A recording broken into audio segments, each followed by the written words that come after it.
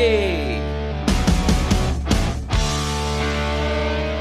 Hey everyone, it's Steve. In this episode of the Experience Milwaukee podcast, I sit down with Carlo, a Milwaukee business executive turned novelist, to discuss his debut book, The Sins We Inherit. For Carlo, the novel began as therapeutic journaling during his divorce and evolved into a Milwaukee-set crime family drama inspired by his own Italian-American family history. The story follows a man who avoided his grandfather's mafia connections but gets pulled back into that world after personal trauma. Pre-orders of the book start June 23rd, with the book launching on August 15th. Experience Milwaukee is presented by Summerfest, Crescent 9 THC Seltzers, and Habush Habush Rottier. And our official beer partner is new Barons Brewing Cooperative. Thanks for listening. Love you, Milwaukee.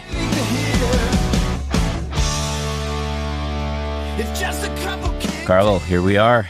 Hey, Steve. So I'm excited to be on. I appreciate you taking the time, man. Take two, right? Take two. Episode take two with technical difficulties out of the way now. Episode take two. Hey, it's great to have you here.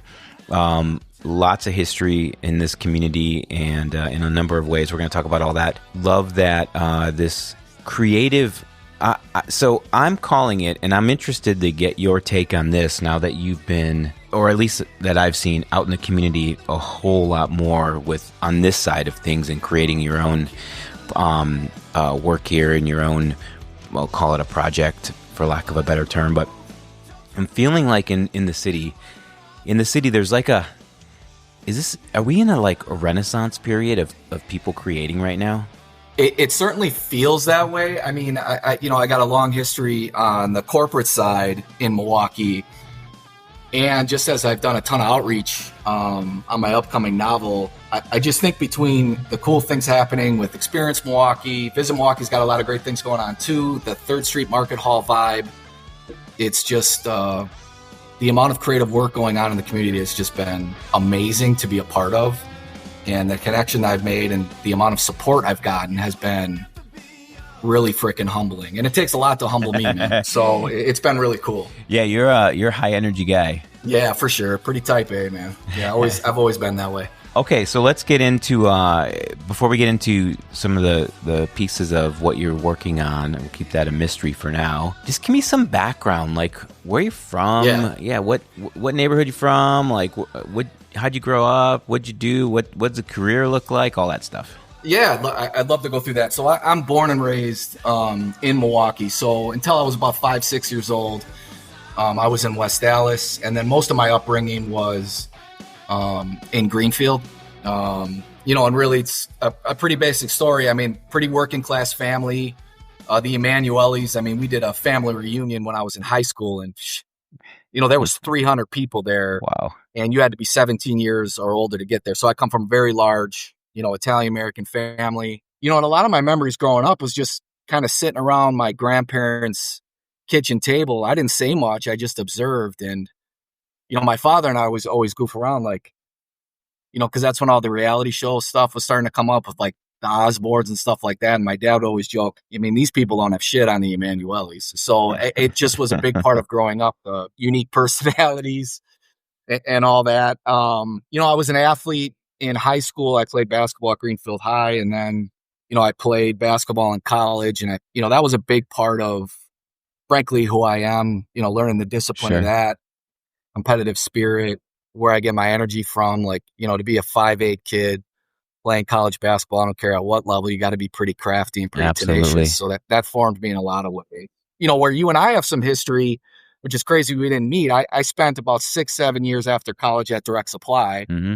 The amazing part about that experience was Direct Supply was in such a hyper growth mode. I kept getting promoted into jobs I had no business being in simply because there was a need there. And it just, it really helped me from a corporate engagement standpoint so much. And then, from there I went to Brady Corporation, larger, a bit more sophisticated company at the time.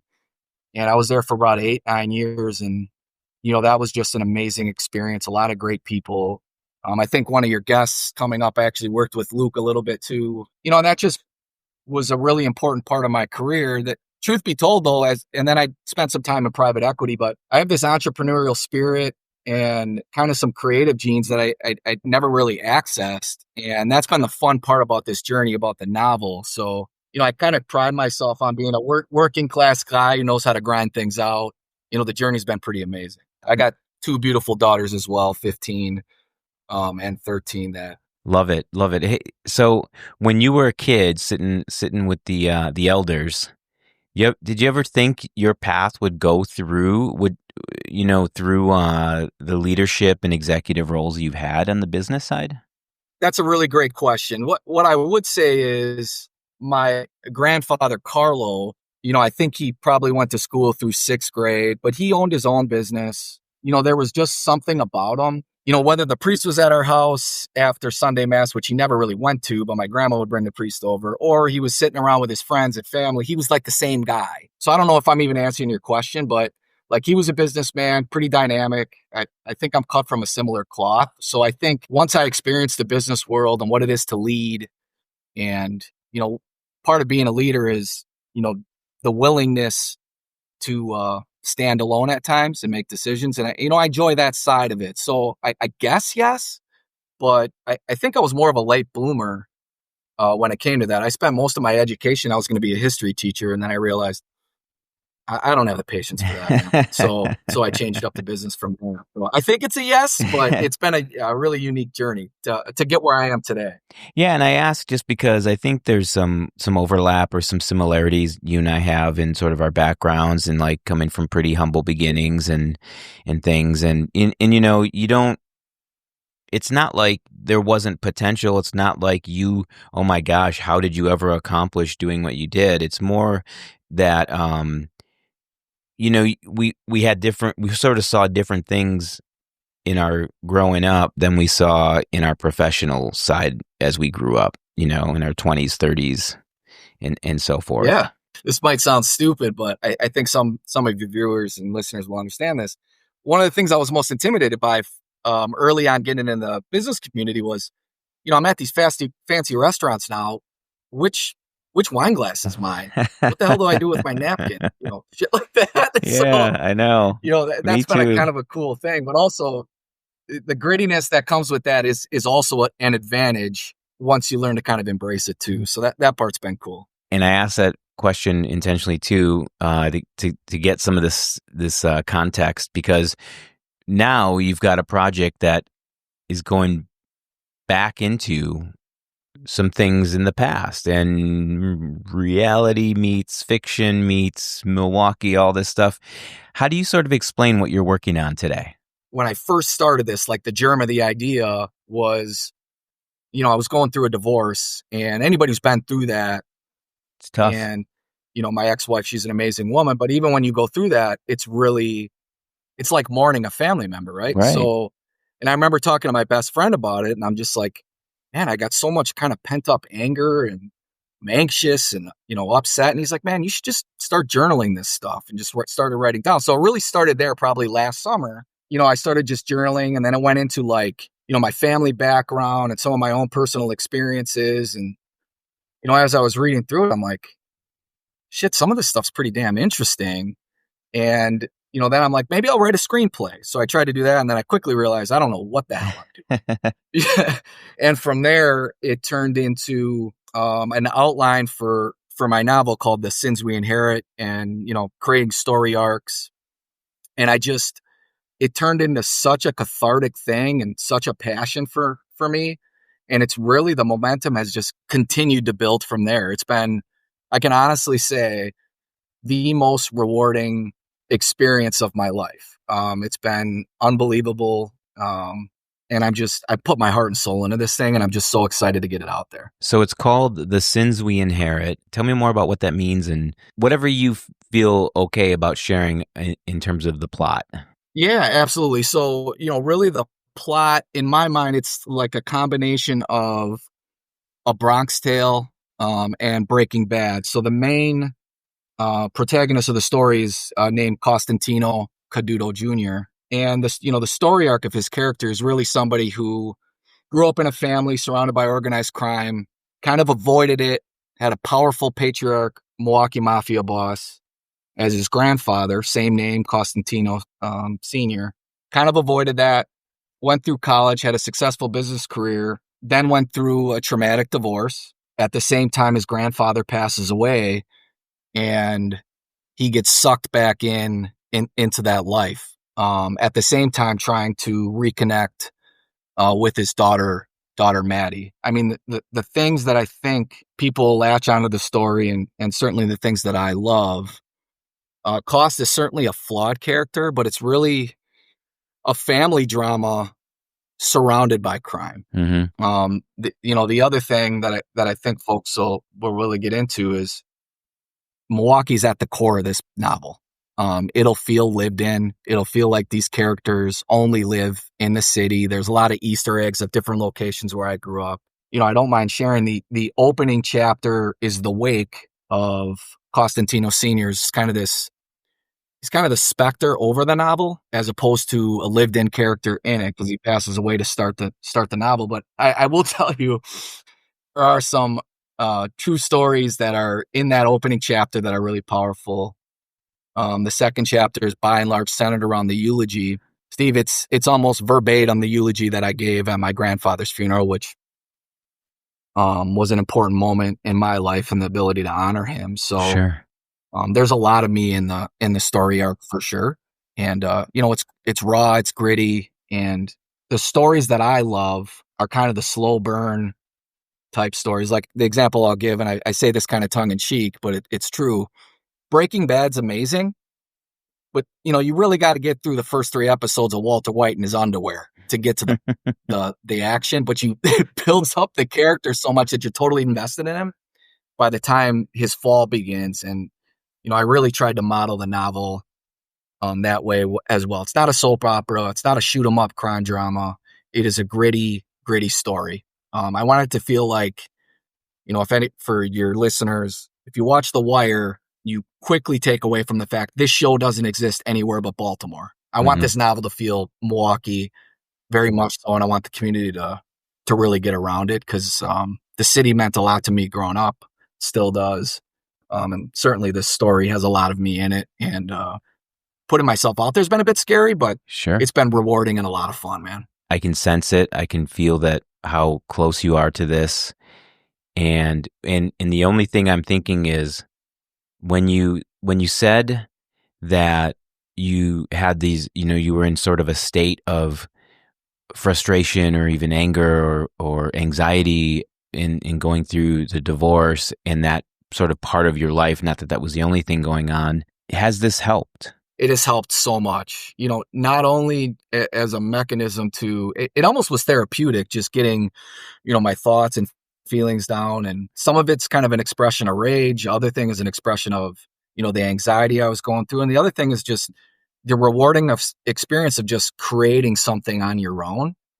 It was and has been extremely therapeutic. Now, and this because you were in the corporate world, I spent the vast majority of my adulthood, trying to have this facade that everything's perfect. I'm this corporate executive, super ambitious, and, everything needs to be like this. Right. Pleasantville, perfect persona. And when you go through a divorce, some of that stuff crumbles. So I feel more comfortable in my own skin than I ever have. I feel, frankly, stronger than I ever have. And showing vulnerability was not something I did. And going through this, I realized, that's part of the healing, is putting yourself out there, being okay with the good and the bad, and kind of embracing where pain has come from. And, I think it's also important that, it's Men's Mental Health Month, the same month that pre-orders will start. I didn't plan that. I probably should have, but I think it's kind of fascinating and rewarding that that's part of it too. You know what I mean? Yeah. Has the you just shared what this process has done for you. What has it done for others in sort of close to you or your family? Has it brought you closer to any of the people in your life? I've always been close with my daughters, but outside of them getting embarrassed when I'm doing a TikTok video or something like that, I think I've gotten to share some of this with them, and that certainly brought us together. But, I would say what jumps off more than anything else is I've come so even closer with my father, Joe, and my mother, Luann, as we went through this. As a matter of fact, when we were going, and I brought them along in the process, and, they've really enjoyed that. One of the things that I'm getting my father for Father's Day is I want him to be the voice for the audio book, which he's really, really excited and happy about. Yeah. So that's kind of cool too. So just have them in the process has been amazing. The other thing I'll tell you is, when we went through the last chapters, because I'm wrapping up editing now, and, we sat and listened to the last chapters together. I'm sitting in their living room, got my laptop out, we're listening through it. We're just sitting there surrounded by it and, crying as we were going through it. It was just one of the, wow. It was, I felt really close to them in that moment, and it's been really, really cool. There are a ton of questions that I did not ask you because I don't want to dig too far into the details. I want people to like feel like how I'm feeling right now, which is like, damn, get the damn book out so we can read it. So how do people do that? How do when do orders start? All that stuff. Awesome. So the pre-orders are going to start June 23rd, which I'm excited about. The official launch date is August 15th. There's a couple things that I would have your listeners think about. So I have a website that's getting a lot of hits, a lot of content on there. It's thesinsweinherit.com. You'll be able to order it direct from there. It'll have a link to Amazon starting June 23rd. Also for local book retailers, and I've done a ton of outreach there too. So I do believe most of the bookstores that your listeners are familiar with will carry it. It'll be available through Ingram Sparks with standard discounts that, the retailers will expect. So it's coming soon. The other thing I would say is if you want to just learn more about, my history, the inspiration in the book, character teasers and things like that. Again, thesinsweinherit.com has a ton. I have a YouTube channel. Just search The Sins We Inherit. It'll pop right up. And then, I have a TikTok with a bunch of content on there as well. So I'm pretty active on socials now. So I would encourage your listeners to check it out, follow me. And I can't wait for this thing to drop, man. And I'm excited for folks to read it. Same here. Well, thanks so much for jumping on with me, and looking forward to when that thing comes out. Yeah, I'm a big believer in what you guys are doing, and certainly appreciate the support you've given me here.